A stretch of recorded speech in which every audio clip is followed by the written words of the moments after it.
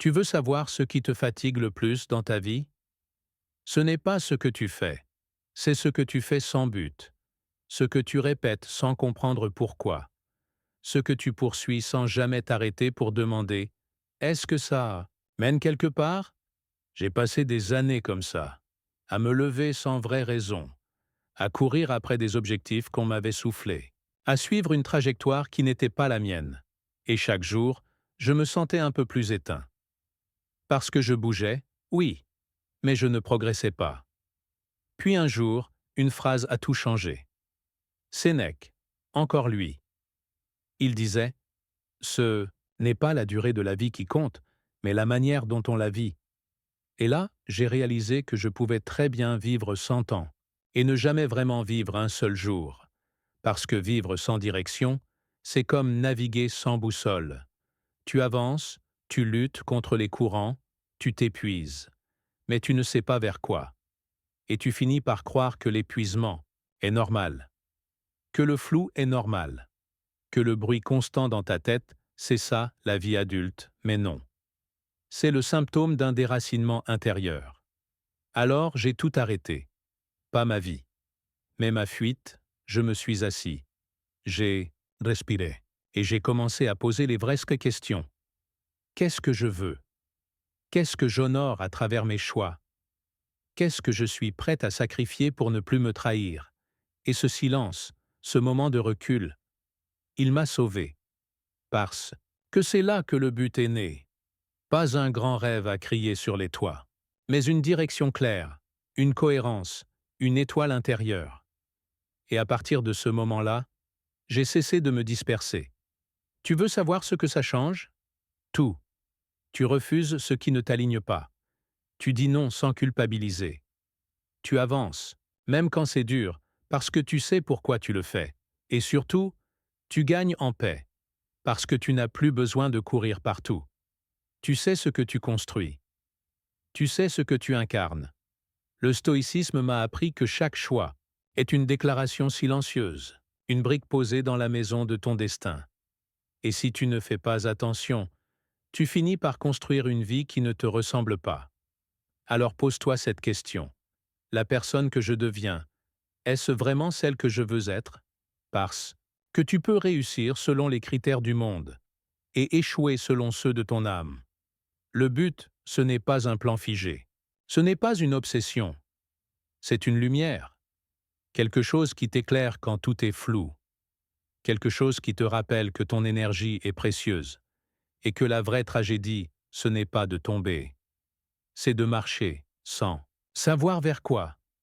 Tu veux être inébranlable? Alors commence par clarifier ta direction. Pas pour aller plus vite, pour aller plus juste. Aujourd'hui, je sais où je vais, pas à chaque détail près. Mais je connais mon cap. Et chaque fois que je doute, je reviens à cette question simple.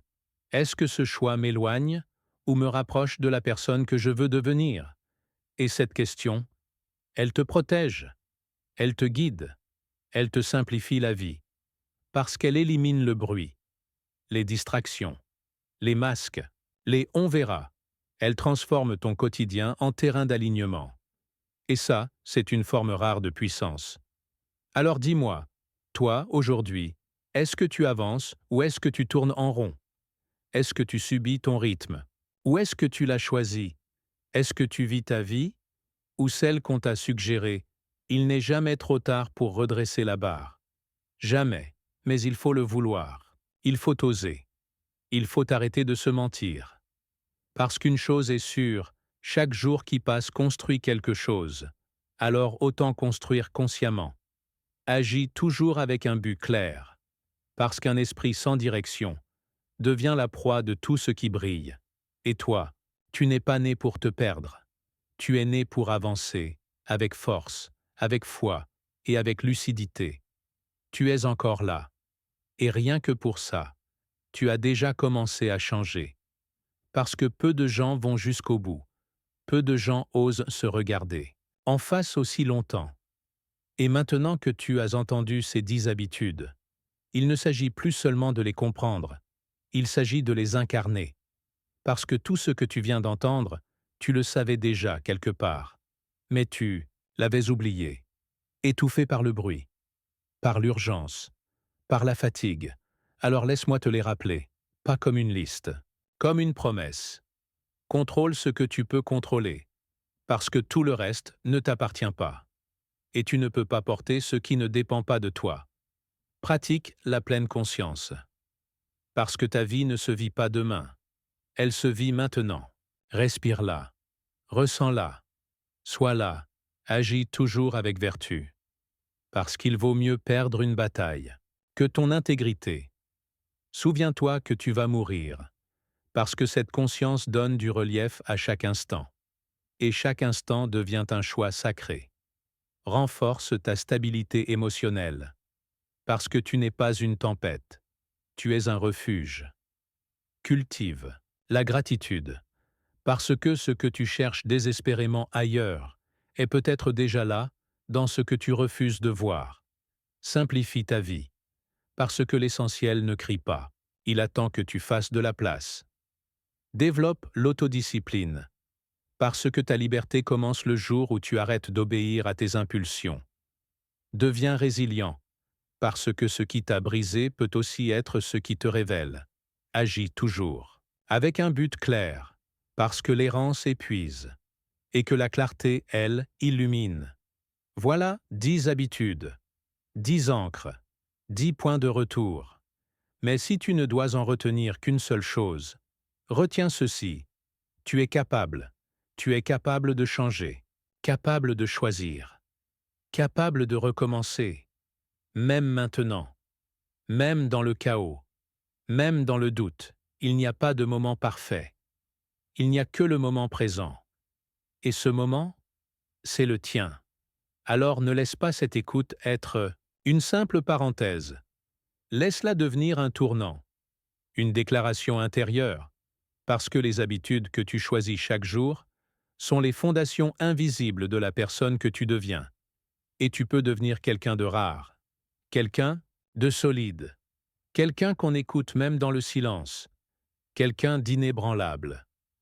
Alors maintenant, pose-toi cette dernière question. En toute honnêteté, est-ce que je suis prêt à incarner ce que j'attends du monde? Si la réponse est oui, alors commence. Pas demain, pas quand tu seras prêt. Commence aujourd'hui. Et si tu as besoin de le graver quelque part, écris-le. J'incarne le calme stoïcien, parce que ce calme-là n'est pas un don, c'est un choix, c'est une pratique, c'est une renaissance. Et elle commence maintenant. Tu sais ce qui m'a presque détruit? Vouloir tout contrôler. Absolument tout. Les gens, leurs réactions, l'avenir, le passé, l'image que j'envoyais, ce que les autres pensèrent de moi, le regard de mon père, les silences de ma mère, les absences de ceux que j'aimais, même le bruit de la pluie sur la vitre, j'aurais voulu pouvoir l'arrêter. Parce qu'au fond, ce que je redoutais, c'était l'imprévisible, l'incontrôlable, ce qui ne m'obéissait pas. Et plus je cherchais à tout maîtriser, plus je m'épuisais, mentalement, émotionnellement, physiquement, jusqu'à ne plus savoir qui j'étais vraiment, à part une accumulation de tensions. Puis un jour, j'ai lu une phrase simple, trop simple. Je l'ai trouvée idiote, presque naïve. Ce qui trouble l'homme, ce n'est pas les choses, c'est le jugement qu'il porte sur elles. Épictète. Un nom que je connaissais à peine. Mais ces mots ont été comme une fissure dans ma carapace. Alors j'ai commencé à observer, à décortiquer mes réactions. Chaque fois que je perdais le contrôle, je me demandais, est-ce que ça dépend vraiment de moi? Et c'est là que tout a changé. Quand tu commences à distinguer ce qui dépend de toi, de ce qui ne dépend pas de toi, tu ouvres une porte vers une liberté, silencieuse, une paix que personne ne peut t'arracher. Je ne pouvais pas contrôler le fait qu'on me trahisse, mais je pouvais choisir de ne pas répondre par la vengeance. Je ne pouvais pas contrôler que le monde soit injuste, mais je pouvais refuser de devenir injuste à mon tour. Je ne pouvais pas empêcher mes proches de partir, mais je pouvais choisir ce que je faisais de cette douleur, et ça, c'est un pouvoir immense. Au début, c'est douloureux, parce que tu réalises que tu as passé des années à te battre contre le vent, à vouloir tordre la réalité pour qu'elle corresponde à tes désirs. Mais la réalité n'obéit pas. Elle est. Elle passe. Elle fait mal parfois. Elle détruit. Elle emporte. Elle déçoit. Mais elle te révèle aussi. Quand tu ne cherches plus à tout contrôler, tu redeviens humain. Tu respires différemment. Tu marches différemment. Tu écoutes différemment. Parce que tu es là. Pas dans le futur. Pas dans les attentes irréalistes. Juste là, avec ce que tu peux influencer. Rien de plus. Rien de moins. Ce que tu peux contrôler, c'est ta réaction, ton souffle, tes pensées, tes mots, tes gestes, ton intention, ton alignement avec ce qui est juste. C'est tout. Et c'est déjà beaucoup. Alors j'ai commencé à faire des listes. Oui, des listes. Quand j'étais en crise, perdu, paniqué, je notais ce que je peux contrôler, ce que je ne peux pas contrôler, et je fixais mes yeux sur la première colonne. Encore et encore. Jusqu'à ce que le chaos extérieur n'ait plus le dernier mot. Parce que le vrai chaos, c'est celui qu'on laisse entrer, celui qu'on nourrit par nos pensées, nos peurs, nos projections. Je me souviens d'un jour, j'étais au bord de craquer. Quelqu'un que j'aimais m'avait blessé profondément, et j'avais ce feu en moi, ce besoin de réagir, de répondre, de montrer que j'étais fort, que j'existais, que je ne me laissais pas faire. Mais j'ai respiré. J'ai relu ma liste et j'ai vu, je ne peux pas contrôler qu'il m'ait blessé. Mais je peux choisir de ne pas m'enfermer dans la rancune. Alors j'ai choisi le silence, pas comme une fuite, comme une affirmation, un retour à moi, une manière de dire « Je ne suis pas ton prisonnier ». C'est là que j'ai compris que le calme n'était pas une absence de combat. C'était une victoire intérieure.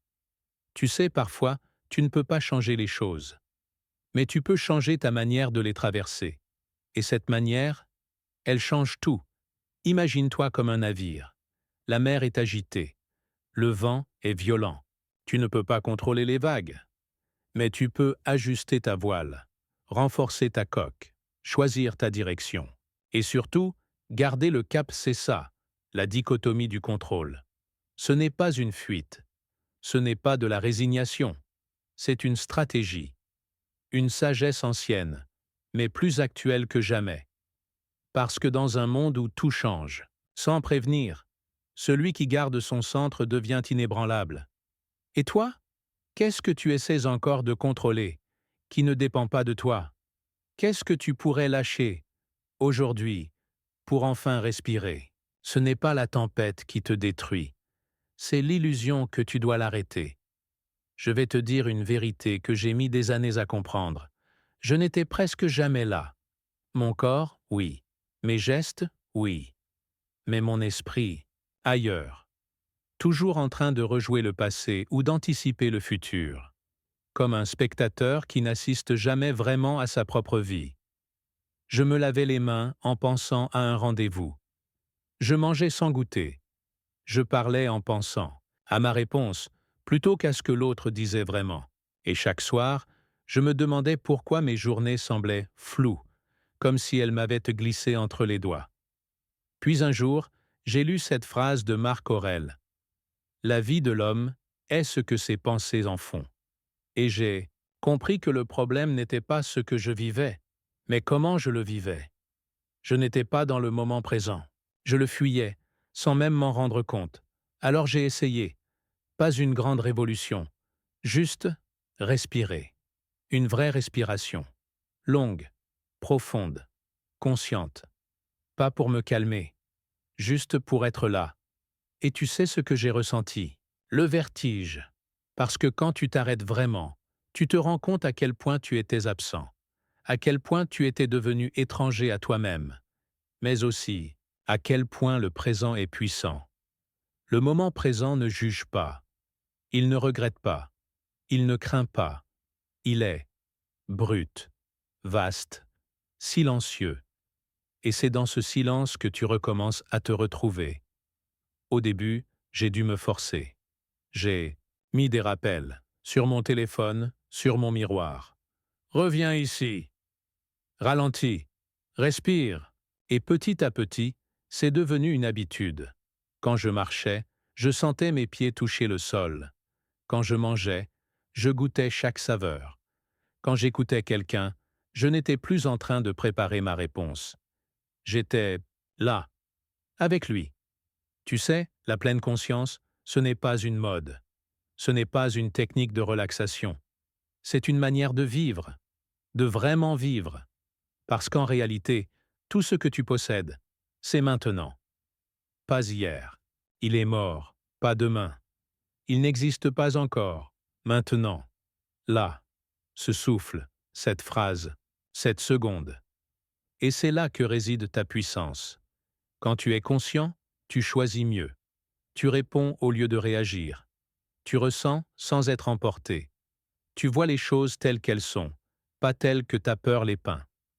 Je me souviens, d'un matin, j'étais tendu, fatigué, agacé. Il pleuvait. Tout semblait gris. Et j'allais tomber dans mes anciens réflexes, râler, me plaindre, me contracter intérieurement. Puis je me suis arrêté. Une seconde. Juste une. J'ai senti l'eau sur mon visage, le froid dans l'air, le battement de mon cœur. Et d'un coup, la tension est tombée. Parce que j'étais revenu. Ici, la pluie n'était ni bonne ni mauvaise. Elle était. Et moi, j'étais avec elle. Pas contre elle. Pas au-dessus. Avec. C'est ça, vivre en pleine conscience. Ce n'est pas rendre la vie parfaite. C'est arrêter de la fuir. Je ne te dis pas que c'est facile. Parce que tu vas oublier.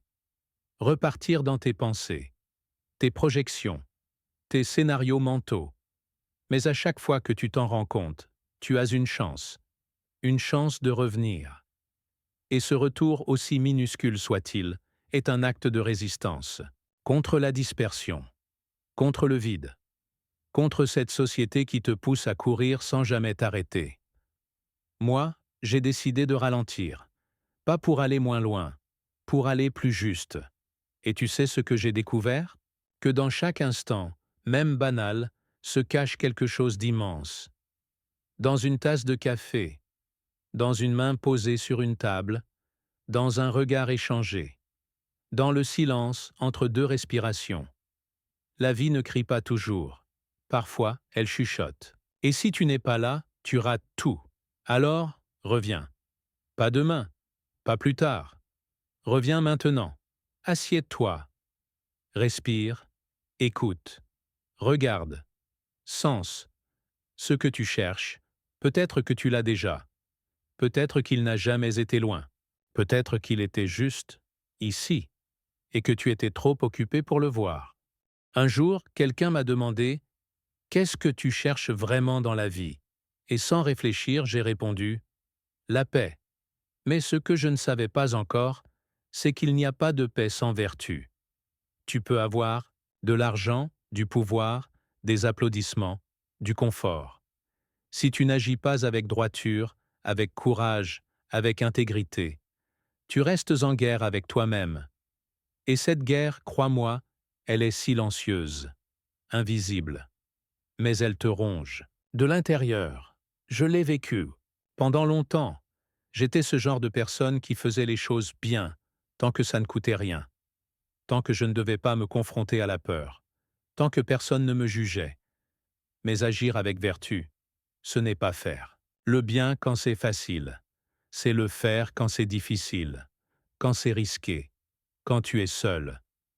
Et un jour, ça m'est tombé dessus. Une situation banale en apparence. J'ai vu quelqu'un se faire humilier publiquement. Une collègue discrète, douce, que personne ne remarquait vraiment. Un supérieur a explosé sur elle, sans raison valable. Tout le monde a baissé les yeux. Moi aussi. Mais mon cœur, lui, criait. Je sentais cette tension dans la poitrine, cette colère, ce feu. Et une petite voix en moi disait « Ce n'est pas ton affaire. Reste en dehors de ça. Ne prends pas de risques. » Et une autre disait Si tu te tais maintenant, tu te trahis. Alors j'ai parlé. Pas en hurlant, pas en accusant, juste avec calme, avec fermeté, en disant ce qui devait être dit, et oui, j'ai payé le prix. J'ai été mal vu, mis à l'écart. Mais cette nuit-là, je me suis regardé dans le miroir. Et j'ai senti quelque chose que je n'avais pas ressenti depuis longtemps. Le respect de moi-même. C'est là que j'ai compris. La vertu, ce n'est pas un mot ancien. Ce n'est pas un concept poussiéreux. C'est un choix, un effort, un engagement avec ce que tu sais être juste, même si ça dérange. Le stoïcisme parle de 4 grandes vertus: le courage, la tempérance, la sagesse, la justice. Et ces 4 piliers forment un socle indestructible. Le courage, c'est continuer même quand tu as peur. La tempérance, c'est ne pas te laisser emporter par tes pulsions. La sagesse, c'est discerner ce qui mérite ton énergie. La justice, c'est défendre ce qui est droit, même si ça ne t'arrange pas. On croit souvent que la vertu, c'est pour les saints, pour les philosophes, pour les anciens. Mais la vérité, c'est que tu es confronté à ces choix tous les jours. Quand tu vois une injustice et que tu détournes le regard, quand tu mens pour préserver ton image, quand tu écrases l'autre pour ne pas te sentir faible, quand tu choisis le silence par confort, chaque fois, tu sculptes la personne que tu deviens. Et un jour, tu te réveilles et tu ne sais plus qui tu es, parce que tu as tellement trahi tes propres principes que ton reflet est devenu flou. Moi, j'ai décidé de redevenir clair, lentement, un choix après l'autre, pas pour paraître bon, mais pour redevenir libre. Parce qu'agir avec vertu, ce n'est pas se priver, ce n'est pas se brider, c'est se libérer, c'est reprendre le pouvoir sur soi-même, c'est dire « je choisis la droiture », même si personne ne regarde.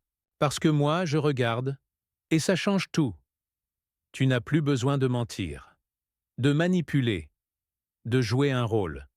Tu avances droit, et cette droiture devient une force tranquille. Alors oui, ce chemin est exigeant. Il demande des sacrifices. Il t'oblige à renoncer à certains plaisirs immédiats. Mais ce qu'il te donne en retour, aucune récompense extérieure ne peut l'égaler. La paix, l'alignement, la fierté silencieuse d'avoir fait ce qu'il fallait. Et toi, la dernière fois que tu as eu le choix entre ce qui est facile et ce qui est juste, qu'as-tu choisi? Parce qu'au fond, ce n'est pas le monde qui te juge, c'est ta conscience. Et elle ne ment jamais. Je ne sais pas quand j'ai vraiment compris que j'allais mourir. Pas intellectuellement. Ça, on le sait tous. On le dit. On le répète.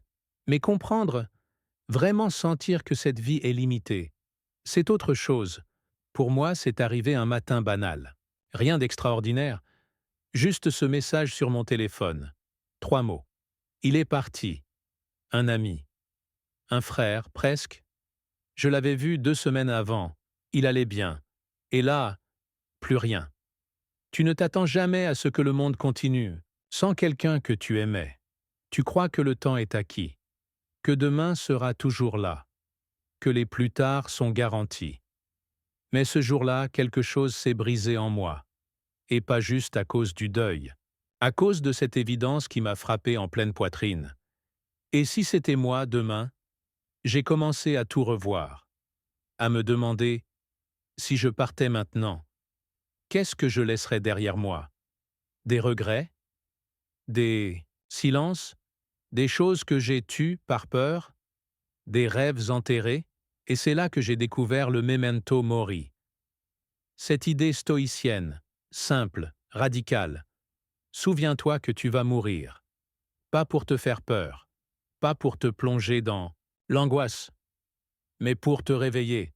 Parce que tant que tu crois que tu as le temps, tu gaspilles ta vie. Tu remets à demain ce que tu devrais dire aujourd'hui. Tu restes dans des relations tièdes. Tu acceptes des routines qui t'éteignent. Tu choisis la prudence au lieu de l'élan. Mais quand tu te rappelles que tu n'es que de passage, chaque instant devient précieux, chaque regard, chaque geste, chaque mot. Je me suis mise à vivre autrement. Je dis « je t'aime » quand je le ressens. Je ferme les conflits avec douceur. Je fais ce qui m'appelle, même si ça fait peur. Je me fiche du jugement, parce que je sais qu'un jour, ce jugement n'aura plus aucune importance. Et surtout, j'arrête de repousser. Parce que la mort, elle n'attend pas. Elle ne prévient pas. Elle ne négocie pas. Elle vient. Et quand elle vient, elle ne te demande pas si tu étais prêt. Mais tu peux l'être. Pas en préparant ta fin. En honorant ta vie. En vivant chaque jour comme s'il comptait. Pas dans l'urgence. Pas dans la panique. Mais dans la conscience. Le memento mori, ce n'est pas un cri de terreur. C'est un murmure. Souviens-toi, c'est maintenant ou jamais. Je ne veux pas que mon dernier jour ressemble au précédent. Je veux qu'il soit le reflet de choix assumés, de paroles vraies, de gestes qui ont compté. Alors je m'interroge souvent. Et toi, si tu devais partir ce soir, qu'est-ce que tu regretterais de ne pas avoir fait? À qui n'as-tu pas dit ce que tu ressens? Quel rêve continues-tu d'enterrer, comme si tu avais l'éternité devant toi? La mort, c'est peut-être notre plus grande alliée. Elle tranche. Dans l'inutile. Elle clarifie. Elle nous montre ce qui compte. Les stoïciens ne la craignaient pas. Ils marchaient avec elle. Non pas pour fuir la vie, mais pour s'y engager pleinement. Et aujourd'hui, je fais pareil. Je vis avec elle sur mon épaule. Je l'entends parfois me chuchoter « Ce que tu fais là, est-ce que ça mérite ton dernier souffle ?» Et si la réponse est non, je change. Parce qu'on n'a pas besoin de plus de temps. On a besoin de plus de présence, de plus de courage, de plus d'amour. Mourir, ce n'est pas ce qu'il y a de pire. Le pire, c'est de passer à côté de sa vie, en croyant qu'elle durera toujours. Alors aujourd'hui, maintenant, je te le dis, ne perds plus de temps. Dis ce qu'il faut dire. Fais ce qui t'appelle. Aime sans modération. Et vis comme si chaque journée pouvait être la dernière, non pas avec peur, mais avec intensité. Parce que c'est peut-être ça, être libre, savoir que la fin est certaine, et quand même choisir d'aimer. Tu sais ce que j'enviais le plus chez certaines personnes? Ce calme. Cette capacité à ne pas exploser, à ne pas fuir, à ne pas se laisser emporter quand tout s'effondre autour d'eux. Moi, je réagissais à tout. Un regard, une critique, un retard, une mauvaise nouvelle, et c'était comme si une vague me renversait. Je passais de 0 à 100, en un éclair, en colère, blessé, paralysé. Et je me répétais, je suis comme ça, je suis hypersensible. Comme si c'était une fatalité. Mais un jour, j'ai compris. Ce n'était pas ma sensibilité le problème. C'était l'absence de maîtrise, l'absence de stabilité. La vérité, c'est que mes émotions me contrôlaient. Et ça, c'est l'inverse de la liberté. Puis j'ai lu Sénèque. Une phrase m'a frappé. La difficulté renforce l'esprit, comme l'effort renforce le corps. Et j'ai compris que la stabilité émotionnelle, ça se travaille, comme un muscle. Personne ne naît calme. Personne ne naît maître de lui. On le devient, à force d'efforts invisibles. Alors j'ai commencé à m'observer, à prendre un pas de recul chaque fois que je sentais une émotion forte monter. Colère, peur, tristesse, frustration. Je les sentais arriver, et au lieu de les fuir ou de les laisser exploser, je les regardais. Je respirais. Tu n'imagines pas à quel point la respiration est une arme. Inspirez profondément, expirez lentement, 3 fois, 5 fois, 10 fois s'il le faut, jusqu'à ce que tu redeviennes le capitaine à bord. Parce que sans cette pause, tu es l'émotion, tu es le cri, tu es la gifle, tu es la fuite. Mais avec cette pause, tu redeviens choix, tu redeviens présence. Et c'est là que le stoïcisme m'a sauvé. Il ne dit pas « ne ressens rien ». Il dit « ne laisse rien te dominer ». Tu peux ressentir. Bien sûr, tu es humain. Tu vas trembler, pleurer, te révolter, mais tu n'as pas à agir sous le coup de la tempête. Tu peux attendre que les eaux se calment avant de répondre, et, quand tu fais ça, tu gagnes quelque chose d'immense, le respect de toi-même, parce que tu n'as pas perdu le contrôle, parce que tu n'as pas été esclave de ton impulsion, parce que tu as choisi, en conscience. Ça m'est arrivé plusieurs fois. Un message agressif, une accusation injuste, un silence pesant. Avant, j'aurais explosé ou implosé. Maintenant, je respire. Je laisse passer le premier raz-de-marée. Et ensuite, je choisis ma réponse. Pas pour paraître fort, pour l'être. La stabilité émotionnelle, ce n'est pas de l'indifférence. C'est de la puissance. C'est comme une montagne. Le vent souffle. Il peut être violent, mais la montagne ne bouge pas. Et tu peux devenir cette montagne. Pas du jour au lendemain. Mais un pas après l'autre. Une réaction transformée. Une respiration gagnée. Un silence gardé au lieu d'un cri lancé. Et tu verras. Le monde change. Quand tu changes, les conflits s'apaisent. Les autres te respectent plus. Tu te respectes plus. Parce que tu ne réagis plus. Tu choisis. Et ce choix-là, il est précieux. C'est lui qui te permet de vivre avec moins de regrets, moins de mots que tu aurais voulu ravaler, moins de gestes que tu n'aurais jamais dû poser. Alors non, ce n'est pas facile. Mais c'est possible. Et crois-moi, ça vaut chaque effort. Parce qu'un jour, tu seras dans une situation difficile. Et au lieu de t'effondrer, tu tiendras bon. Et ce jour-là, tu sauras.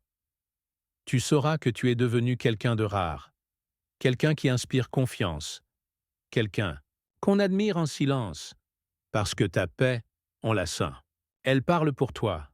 Et toi, dis-moi, quelle a été ta dernière explosion? Combien de fois as-tu regretté d'avoir parlé trop vite? Combien de nuits as-tu passé à ruminer ce que tu aurais dû faire autrement? Et si tu pouvais changer? Ça? Et si, à partir d'aujourd'hui, tu décidais de devenir cette montagne? Pas parfaite, mais ferme, présente. Alors respire et choisis. Encore, encore, encore. C'est comme ça qu'on devient maître de soi. C'est comme ça qu'on devient libre. Je vais te dire un truc que j'aurais eu du mal à entendre il y a quelques années. Tu as déjà beaucoup plus que. Tu ne le crois. Mais voilà le problème. Tu l'as oublié. Et moi aussi, je l'oubliais. Tous les jours. Je me réveillais en pensant à ce qui manquait. Ce que je n'étais pas encore. Ce que je n'avais pas atteint. Ce que les autres avaient. Et que je convoitais. C'était devenu une habitude. Une sorte de vide automatique. Un regard constamment tourné vers ce qui me faisait défaut. Et ce vide, il me rongeait.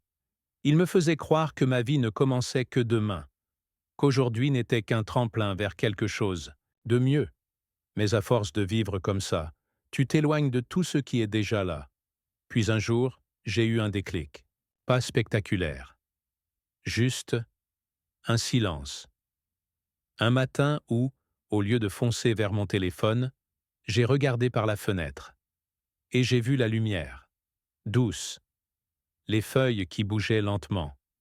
Le café chaud entre mes mains. Ce calme rare, et j'ai eu cette pensée simple. Et si c'était déjà ça, le bonheur? Depuis ce jour, j'ai commencé à pratiquer quelque chose de banal, mais révolutionnaire. La gratitude consciente. Pas un merci lancé machinalement.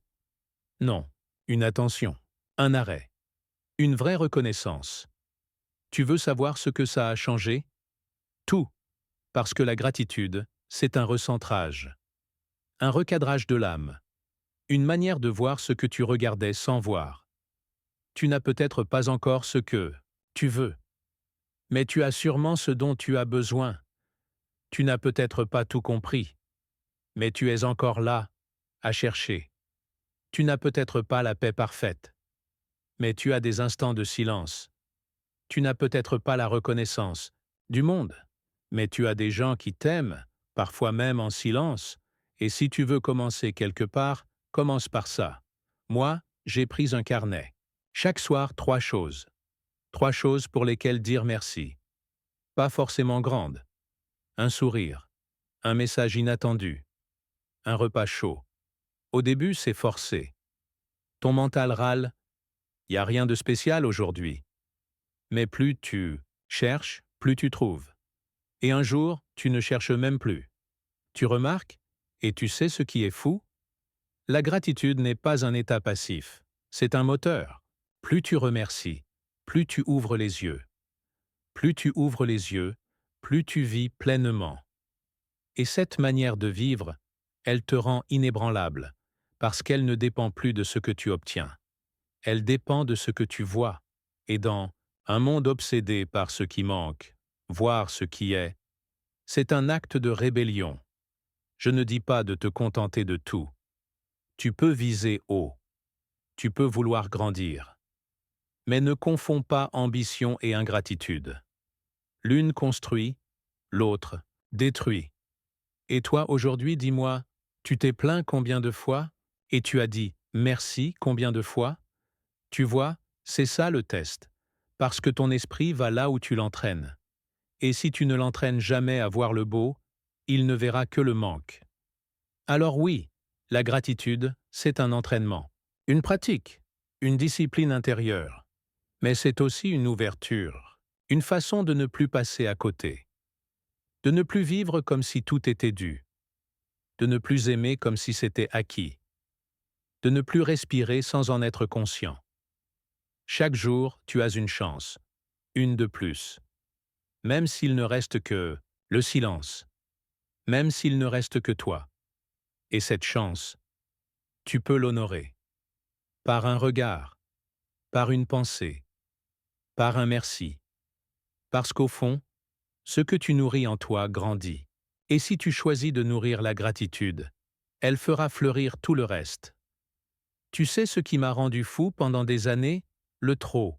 Trop de choses, trop d'engagement, trop de pensées, trop d'objectifs, trop de gens autour, et trop peu de moi au milieu. J'avais l'impression de courir tout le temps, mais sans jamais arriver nulle part. Mon agenda était plein. Mon téléphone vibrait sans arrêt. Mon esprit, lui, ne se taisait jamais. Et pourtant, plus je faisais, plus je me sentais vide. Jusqu'au jour où j'ai entendu cette phrase de Sénèque. Mieux vaut peu avec paix que trop avec anxiété. Elle m'a glacé, parce que c'était exactement ce que je vivais. J'avais trop, et je suffoquais. Alors j'ai décidé d'arrêter. Pas tout, pas d'un coup, mais de simplifier. Au début, c'était matériel. Je regardais autour de moi, et je me posais une question simple. Est-ce que j'ai vraiment besoin de ça? La réponse était presque toujours non. Des objets accumulés au cas où, des vêtements que je ne mettais plus, des souvenirs qui n'étaient là plus que des poids. J'ai vidé, j'ai donné, j'ai jeté, et dans cet espace retrouvé, j'ai respiré. Puis j'ai simplifié mes engagements. Combien de fois j'avais dit oui alors que je voulais dire non?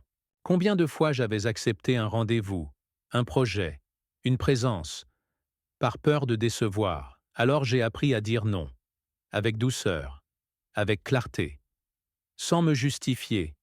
Et ce non, il m'a rendu libre. Tu vois, on pense souvent que la liberté, c'est avoir plus. Mais en réalité, la liberté, c'est avoir moins de chaînes, moins de bruit, moins de dispersion. Parce qu'à force de courir dans tous les sens, tu oublies pourquoi tu cours. Moi, j'avais perdu le sens. Mais en simplifiant, j'ai commencé à le retrouver. Quand tu retires le superflu, l'essentiel revient. Il était toujours là, mais il était enseveli. Et tu veux savoir ce qu'est l'essentiel? Ce n'est pas spectaculaire, ce n'est pas bruyant, c'est ce qui t'apaise, ce qui t'élève, ce qui te ressemble. Un café en silence, un appel sincère, un projet qui fait battre ton cœur, un espace clair, un temps pour toi.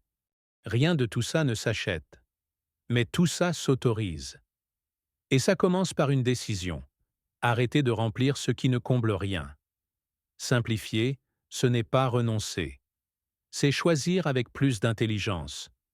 C'est reconnaître que ta paix vaut plus que ton image, que ton énergie est précieuse, que ta vie n'est pas un vide à combler, mais un chemin à clarifier.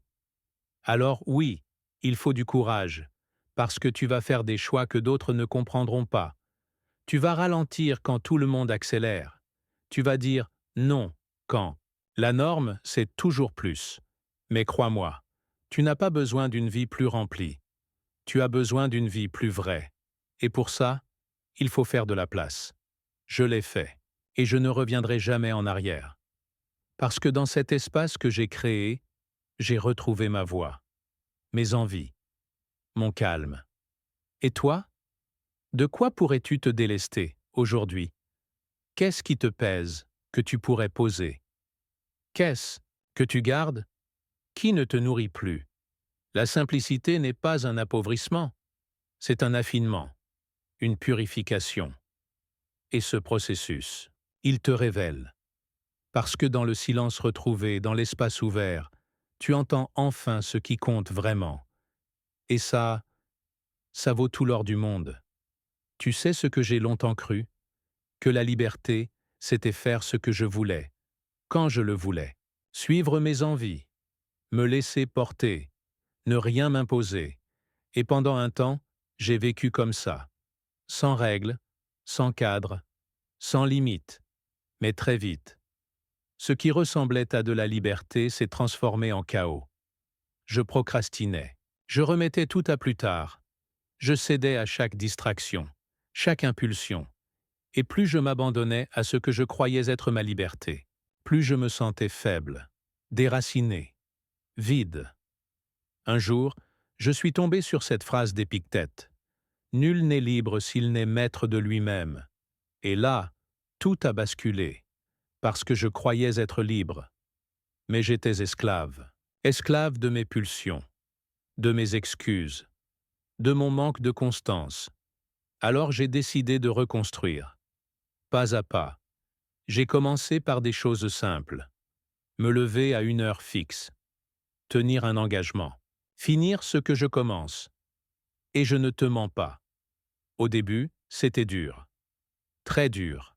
Parce que personne ne t'applaudit pour avoir résisté à la tentation. Personne ne voit tes luttes silencieuses contre toi-même. Personne ne te félicite d'avoir dit non à la facilité. Mais moi, je savais. Je savais que chaque fois que je choisissais la discipline, je devenais un peu plus fort. Pas pour paraître fort, pour l'être vraiment. L'autodiscipline, ce n'est pas un carcan. Ce n'est pas une prison.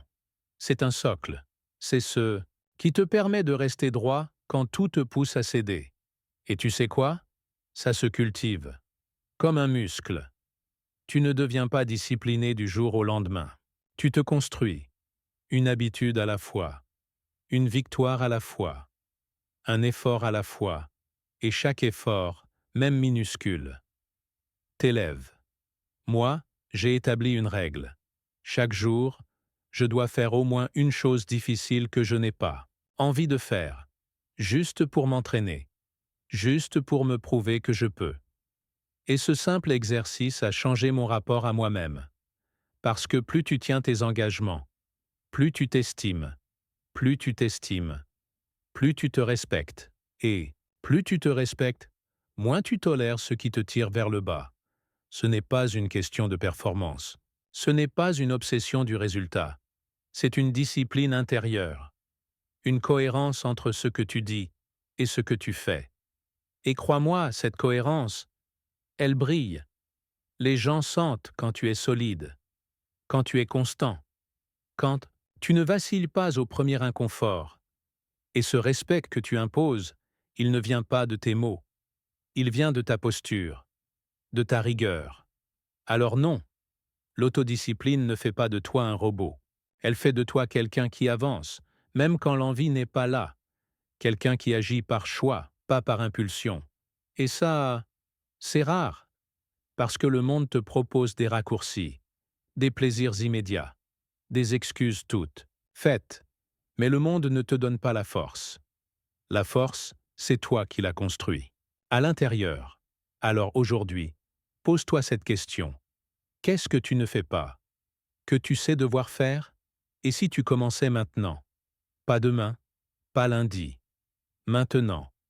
Choisis une chose. Une seule. Et tiens-la. Chaque jour. Sans négocier. Sans attendre la motivation. Parce que la motivation, c'est instable. Mais la discipline, c'est fiable. Et plus tu t'y tiens, plus tu te transformes. Lentement. Silencieusement. Mais profondément. Un jour, tu regarderas en arrière.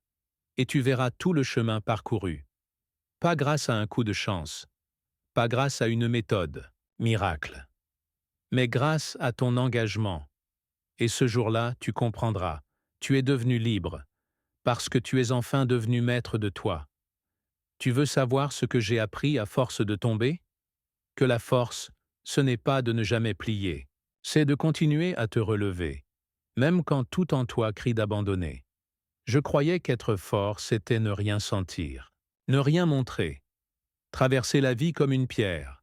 Jusqu'à ce que je découvre cette vérité stoïcienne, que Marc Aurèle résume si bien. La pierre reste, le marteau s'use. Et là, j'ai compris. La vraie force, ce n'est pas l'inflexibilité. C'est la capacité à encaisser les coups, sans perdre son axe, sans perdre son cœur. Pendant longtemps, j'ai confondu endurance et résignation.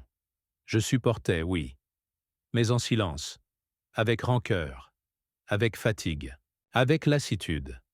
La résilience, elle, c'est autre chose. Ce n'est pas juste survivre. C'est renaître. C'est transformer l'épreuve en puissance. Et cette transformation, elle commence par un choix. Le choix de ne pas te définir par ce que tu as subi, mais par ce que tu décides d'en faire. Je me souviens d'un moment où tout s'est effondré pour moi. Un projet que je portais depuis des années. Un lien que je croyais solide. Une santé fragile qui m'a lâché au pire moment. Tout s'est enchaîné. Et j'ai cru que c'était la fin. La fin de mes forces. La fin de mes espoirs. La fin de moi.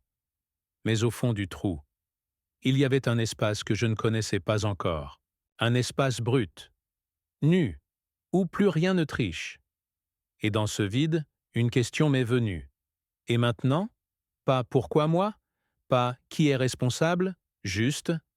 Et maintenant, qu'est-ce que je choisis de faire avec ça? Et c'est là que la résilience commence. Pas dans le déni, pas dans le rejet, pas dans la colère, mais dans cette acceptation lucide et silencieuse. C'est dur, mais je reste debout. Et à partir de là, tu reconstruis. Un jour après l'autre, un geste après l'autre, un pas après l'autre, et tu réalises que la douleur ne t'a pas tué. Elle t'a réveillé. Elle t'a montré ce qui comptait. Elle t'a obligé à te recentrer. La résilience, ce n'est pas joli, ce n'est pas glorieux. C'est souvent sale, lent, bancal, mais c'est vrai. Et surtout, c'est contagieux. Parce que quand tu refuses de te laisser briser, tu inspires, même sans le vouloir. Ta simple présence devient une preuve vivante qu'on peut traverser les flammes et en sortir plus fort. Tu veux savoir comment on devient résilient? En cessant de fuir l'inconfort, en cessant de croire que la vie doit être facile, en arrêtant de penser que chaque difficulté est une injustice. La vie n'est pas là pour t'épargner, elle est là pour te former. Et chaque tempête t'enseigne quelque chose. Sur toi, sur les autres, sur ce que tu veux vraiment. Mais pour entendre ces leçons, il faut rester debout. Il faut rester présent. Il faut refuser de se laisser emporter. Je ne te dis pas que tu ne vas pas tomber. Tu vas tomber. C'est sûr, mais tu vas aussi te relever. Encore, encore, encore. Et chaque fois que tu le fais, tu gagnes quelque chose d'invisible, mais d'inestimable. Une épaisseur, une solidité, une sagesse. Et cette sagesse, elle te suivra partout. Alors dis-moi, quelle est cette blessure que tu portes encore? Quelle est cette épreuve qui te freine, qui t'effraie, qui t'épuise? Et si tu choisissais de la regarder autrement, non pas comme un mur, mais comme une forge, parce qu'au fond, tu n'es pas fait pour casser. Tu es fait pour traverser, pour grandir, pour devenir. Et ce feu qui te brûle aujourd'hui, c'est peut-être celui qui éclaire ta vraie force.